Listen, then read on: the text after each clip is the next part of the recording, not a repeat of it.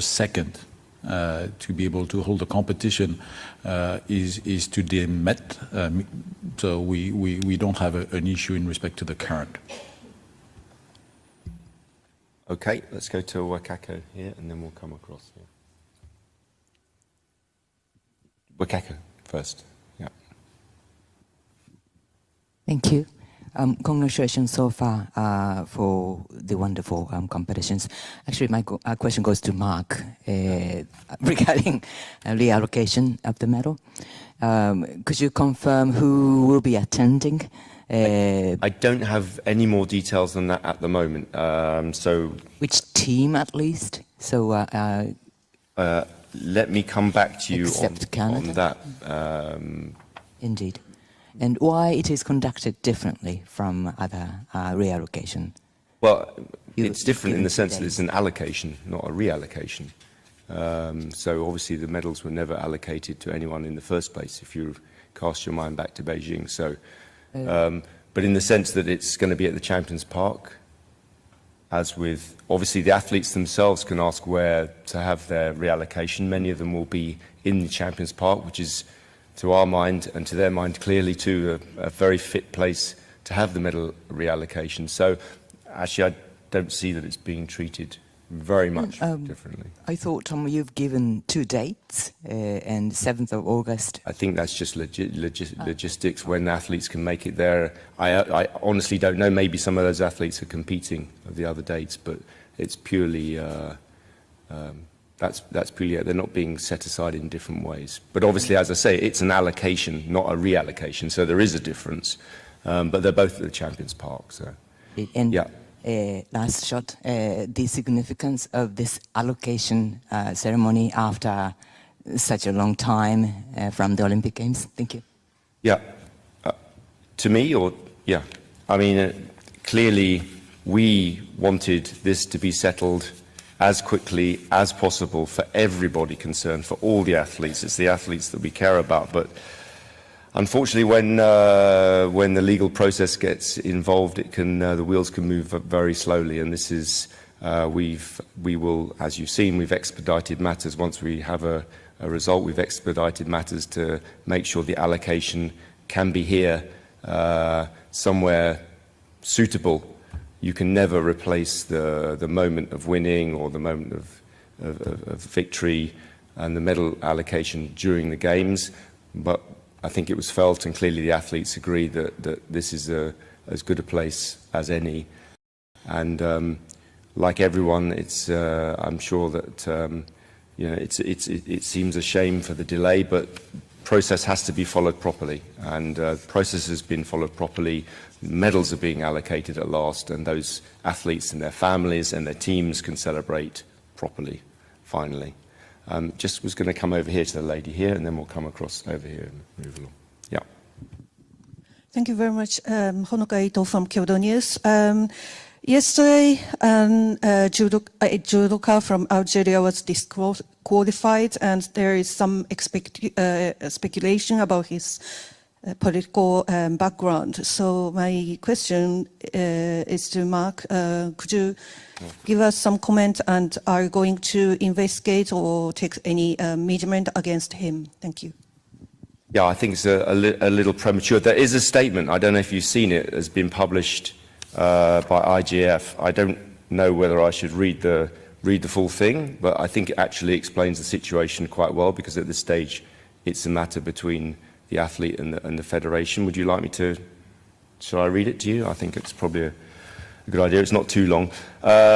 It says, on the 28th of July 2024, Massaoud Redouane Driss from Algeria was disqualified during the official weight control due to being overweight by 400 grams. This kind of incident can occur at any competition. During the Tokyo Olympic Games, there were 4 athletes who did not pass the weight control. During the Paris Olympic Games official weight control, Mr. Driss arrived for the weight control 10 minutes before the deadline and was found to be 400 grams over the allowed weight limit to compete. The IGF firmly upholds the principles of fair play, the Olympic spirit and non-discrimination. We believe that sport should remain a realm of integrity and fairness, free from the influences of international conflicts. Unfortunately, athletes often become victims of broader political disputes which are against the values of sport. But in accordance with the sports organisation rules of the IGF, any athlete who fails to make weight during the official weight control is disqualified from competition. We cannot provide justification for the overweight status of Mr. Dries, but we remain committed to ensuring that all athletes compete under equal and fair conditions. Following the Olympic Games, a full review and investigation of the situation will be conducted and further action will be taken if needed. Which I think is a pretty comprehensive statement at this stage and explains the situation where we find ourselves. And as I say, that has just been published by the IGF. So, yeah, let's come over here. Three gentlemen here. Hi, it's Mike Keegan from the Daily Mail. This is either for Etienne or for Anne, and it's about the Seine. Given that obviously the weather conditions haven't helped and there's very little that you can do about that, but given that the triathletes have trained for many years for this moment, they've not been given, both the men and the women, the opportunity to do a practice run in there. And now the men will go to bed tonight not knowing when they wake up whether they will be participating in the morning. Would you issue an apology for this? Well, we have to wait, and we don't do, fiction scenarios. We are very respectful of the athletes, and they are the heart of the Olympic Games. We've done everything we could in relation with the International Federation, but also with the public authorities to achieve the goal of having the swimmable Seine, and it's going to be a fantastic legacy for later. And we're still optimistic that we can hold the competition within the Seine River. We have contingency plan, so we hope that tomorrow morning when they'll wake up, they'll be able to participate, and that's how it stands right now.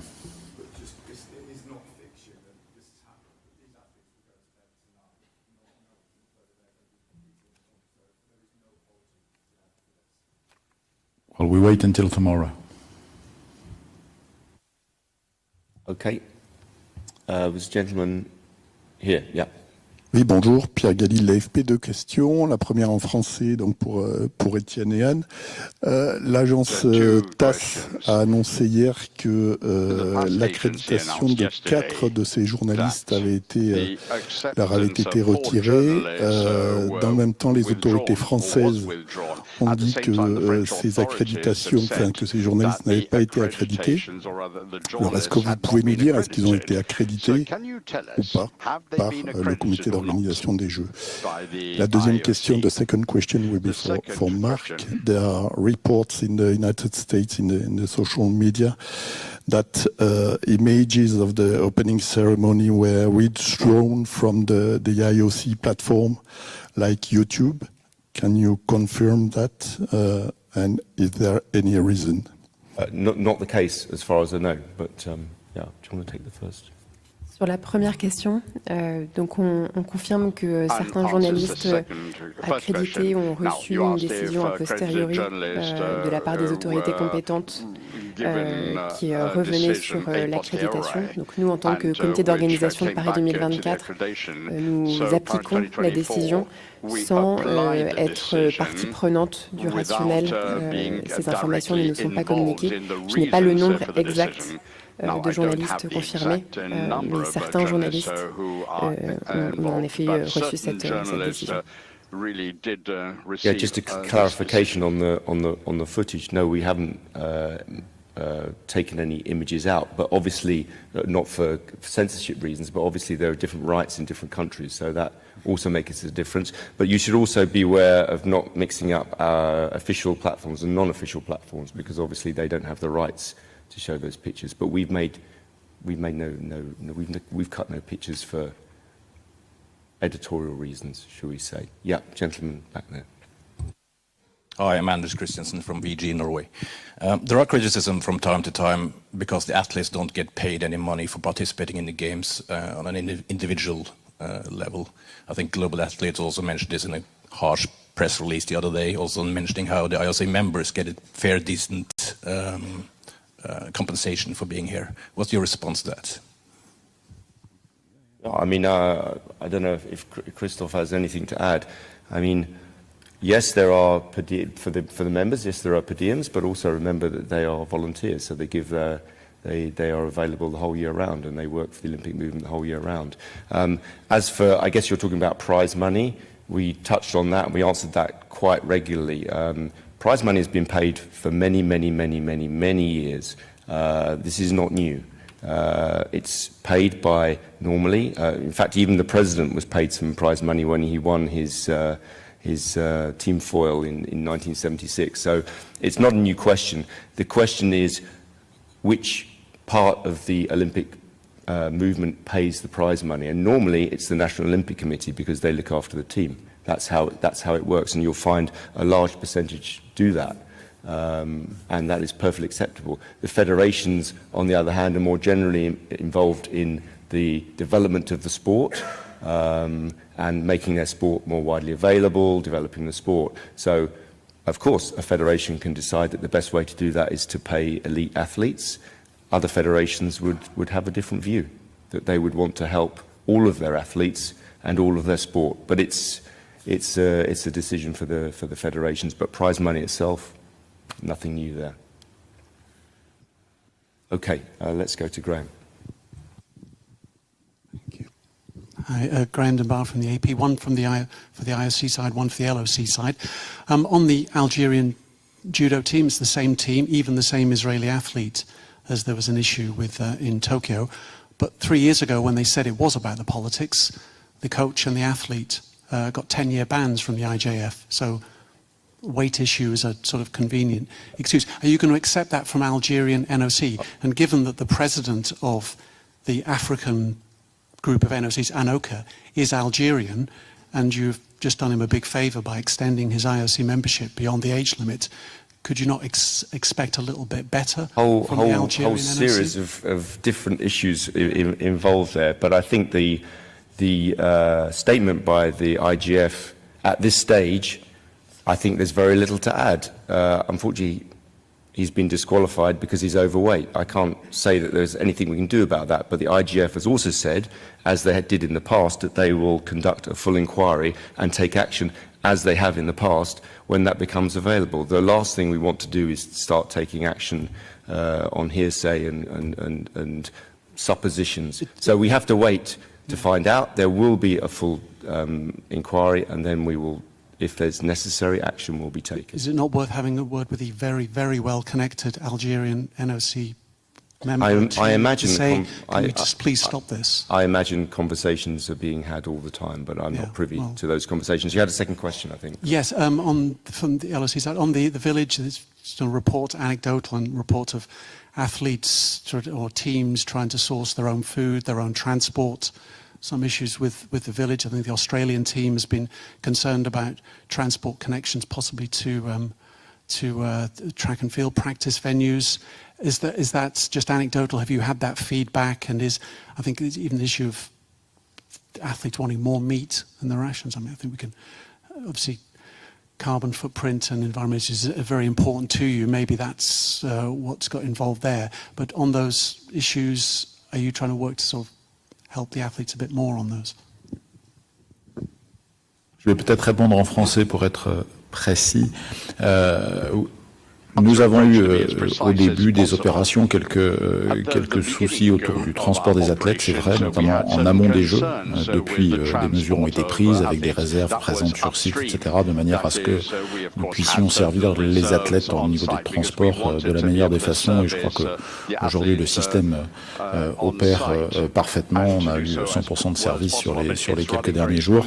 Par rapport au fait que certains athlètes choisissent de ne pas rester au village, c'est pas nouveau. Et ça se passe régulièrement et on les accompagne. D'ailleurs, on accompagne les CNO pour trouver des solutions les plus pragmatiques possibles. Au sujet de la nourriture, là aussi, on a eu un début où on a dû faire un certain nombre d'adaptations tout à fait normales dans des opérations de cette taille. Je vous mentionnais en ouverture le renfort en protéines animales, les 700 kilos d'œufs ou la tonne de viande qui est mis à disposition des athlètes de manière justement à répondre à la demande au regard d'une stratégie qui reste partagée d'ailleurs par la commission des athlètes autour d'une stratégie et d'une vision d'une food vision, d'une vision alimentaire qui va dans le sens de produits adaptés, bio, court-circuit, etc. Mais aujourd'hui, l'ensemble du dispositif a été adapté, je crois, à la satisfaction. On l'a encore eu aujourd'hui au niveau du groupe des chefs de mission et des athlètes des parties. Encore une fois, on met les athlètes au cœur de l'expérience de Paris 2024 et pour nous, c'est très, très important d'adapter l'ensemble des services à la demande des athlètes. Hi Etienne. Rob Harrison, Sky News at the front. Sorry, here. Hi. We've had reports of telecoms infrastructure being attacked following the sabotage on the railways. Are you seeking any additional security assistance from the authorities to prevent any sabotage reaching Paris, reaching the Games? And then we've got a second part. You know, we've been on this from the start, including with the public authorities, whether it's on the telecom front with ANSI, which is the l'Agence nationale de sécurité informatique, or with the various infrastructure, whether it's water, whether it's telecom, whether it's energy, all these areas, whether it's transport. We've tried to anticipate and we put a setup in place which allows us to react very quickly. And you'll see on the SNCF following the malicious act of last Friday, full service has been resumed this morning. And in respect with the trains, for instance, the Paris Olympic accredited trains have been secured so that people could operate normally on the various venues. So obviously we are at, on the highest level of alerts as normal during the games, and we're monitoring things very carefully. And I don't know if this is for you or for Mark, but what is the latest on the death threats against the 3 Israeli athletes and the leaking of personal information, including blood data and gaining credential details? How concerned are you about that? And the police investigation? I mean, I don't have any update, and unfortunately you'll expect me to say that anything to do with security, really, particularly such sensitive security, I wouldn't comment on. I made some comments about hacking and cyber attacks that we experienced a lot of attempts, particularly ahead of the opening ceremony, but doing a very good job to resist that. But I think in terms of security of people, you wouldn't expect me to say much more. No, just that we have, it's not a new thing, unfortunately, but the scale is increasing. We had it in Pyeongchang, we've had it ahead of Tokyo, we had it here, people trying to enter our systems, and we have very robust systems to protect ourselves, which have worked very, very well. Yeah. Oh, you want to add anything, Etienne? No, I mean, Again, I think the systems are resisting very well. We are very well prepared. We got contingency plan. We got teams that are able to fix things when things happen. Again, I come back to the train thing. So far, operations have been able to be delivered smoothly, and we're optimistic that we can keep that until the end of the games.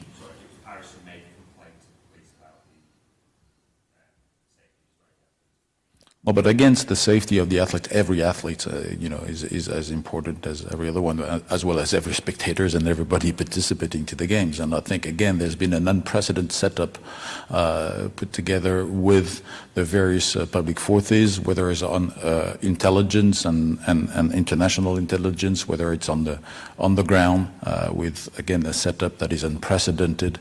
And we are very concentrated until the end to protect everyone and anyone during those games. And obviously we remain in touch with the NOCs concerned on a more or less daily basis to hear them. Yes, yeah. Bonjour, André Fontenelle, Folha de São Paulo, Brésil. J'aimerais connaître la procédure exacte pour demain, pour la prise de décision concernant la réalisation des épreuves sur la Seine. À quelle heure on va prendre la mesure de la qualité de l'eau?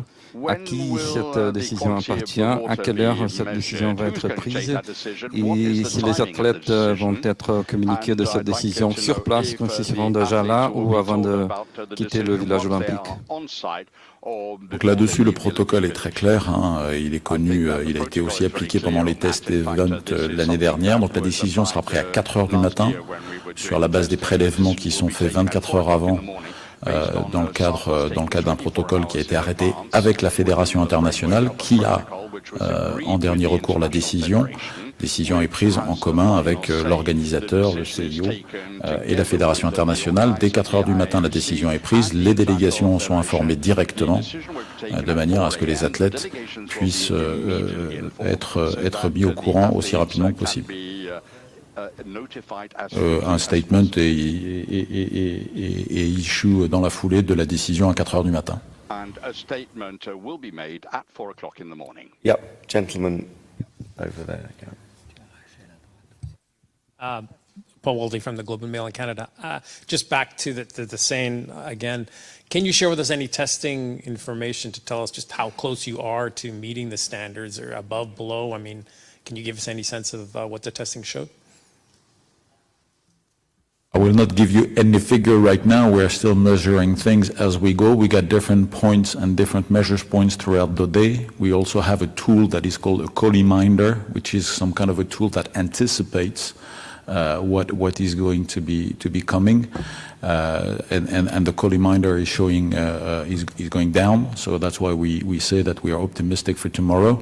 But statement will be made throughout the day. I think so. I think we have a communication later on today in that respect to give you the trend. We make the call at 4 a.m. Yes. Okay, we're going to go gentleman here, then we're going to come across to Rachel over there. Thank you. Hello, again, Shion Poto for Reuters. A few days ago, we saw a tweet that was actually afterwards taken down by the flag bearer of the Israel delegation, showing bombs that he signed, saying, "From me to you, with pleasure."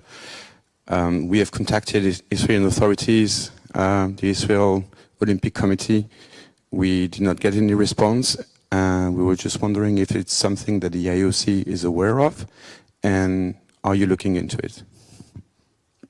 What I would say is we are always in constant contact with national Olympic committees, in particular in this case. You know, it's a very sensitive issues. There are lots of claims and counterclaims and accusations and so on and so forth. But we saw both NOCs taking part in the ceremony on Friday, which I think is a great sign. And that is just to remind you of, despite all these difficult questions raised all the time, that our mission is to unite the whole world in sport, which is what we're doing, which is what we've done, it's what people want to see. That doesn't mean to say that we don't look into things and we don't talk to people about these things. We are in constant contact. It's a very delicate situation, as always, not just this one, many other conflicts and so on in the world going on that we have to deal with, and we have to bring different nations together. So for the time being, I would say that let's be pleased with the fact that we managed to unite all of our athletes from the territories of all of our 206 National Olympic Committees in the opening ceremony. We will continue to work to make sure that we can have continuing this kind of peaceful relationship between all parties in the Olympic Games. Rachel, excusez-moi. Bonjour, merci. Rachel Préti, l'équipe. Je voulais savoir, concernant la séquence au Trocadéro, le parc urbain, suite au report de la session de samedi matin, une partie des billets ont été annulés hier soir. Combien ça concerne et est-ce que quelque chose est proposé à ceux qui avaient ces billets? Et Étienne, est-ce que tu peux préciser le nombre de tickets qui ont été vendus? J'ai entendu 200 000 tout à l'heure, mais je ne suis pas sûre hauteur du chiffre. Merci beaucoup. Donc sur les billets, on est sur un rythme d'un peu plus de 40 000 par jour aujourd'hui, essentiellement sur le tournoi de football, parce que c'est à peu près là où il en reste, même si il y a toujours des billets qui sont disponibles, à la fois sur la plateforme de revente, qui fonctionne très bien aussi. Il y avait une liste d'attente hier, waiting list, waiting time, et donc voilà, 200 000 billets depuis le début des Jeux, et on est sur un rythme d'à peu près 40 000 par jour. Concernant la séance du festival urbain, comme tu le sais, nous avons annulé les épreuves de skate. On a décidé en contingency de tenir les épreuves de skate aujourd'hui, mais par contre de ne pas ouvrir le parc urbain. Donc on a en effet annulé les billets et on annulera le parc urbain à nouveau à partir de demain. Les personnes seront remboursées. Tracy Holmes is down here, and then we'll come to, I think we're coming to a gentle end, I think. So, yeah, these two, and yeah, please, Tracy. My question's to you, Tracy Holmes from the Australian Radio Network and the Sports Ambassador podcast. Just following up from the Reuters question, I'm just wondering if you could explain what kind of processes are in place so that we can all feel confident that when issues like, tweets with bombs and messages appear and disappear, that athletes or officials or anybody involved from any country would be treated the same way, regardless of which country or which NOC they are from or representing? Well, I can give you that assurance that they are, and I can give you the assurance that we're in touch with all of our NOCs and we discuss these issues. I'm not going to enter into here whether a tweet appeared, disappeared, what it was. If I did, we would spend all of our time, particularly just even on this one issue, because on both sides there are all these things appearing all the time. What I can assure you of is that we are held to account by all of our national Olympic committees, and they make sure that we play true on for all sides with all of the NOCs concerned.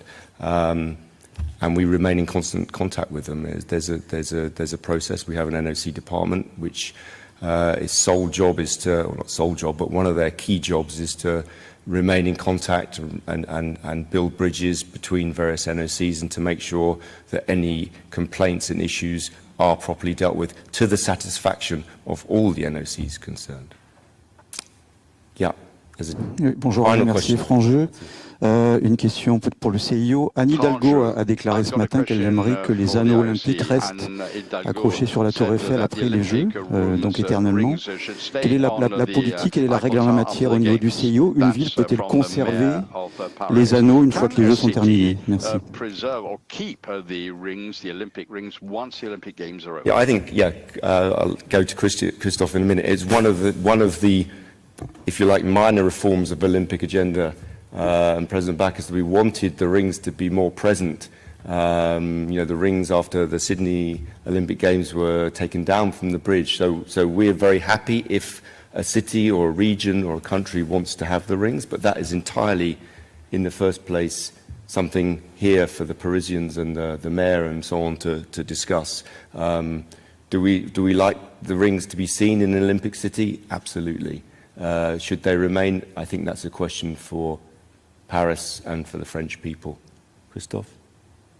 Pas grand-chose à rajouter, Alain, si ce n'est que déjà c'est la première fois qu'on le demande pour la Tour Eiffel, donc il n'y a pas vraiment de processus sur la question. Par contre, est-ce que ça serait une énorme fierté d'avoir des anneaux qui restent, bien entendu, vous imaginez, ce symbole et l'association de valeurs, c'est quelque chose de phénoménal. Du reste, Alain, on était ensemble il y a quelques mois à Gangwon. Tu l'as certainement remarqué, mais sur certains bâtiments, y compris dans certains sites, dans toute la province, il y avait encore les anneaux. Et c'est vrai que cette notion d'héritage, c'est une fierté à la fois pour le mouvement olympique parce qu'on sait ce qu'on laisse en termes d'héritage positif dans ces différentes régions. Et puis pour eux aussi, c'est la fierté d'avoir participé à un projet qui transcende ce que l'on vit actuellement et qui restera un symbole pour les décennies à venir. Donc bien entendu qu'à chaque fois qu'on peut avoir des anneaux qui restent dans des endroits symboliques, et Dieu sait si celui-ci l'est, c'est une fierté pour le mouvement olympique. That's a good moment to end this press conference. Thank you very much. We'll be back tomorrow, same time, same place. So thank you very much, and thank you to the team. Thank you to Etienne and Christophe. Merci. Merci.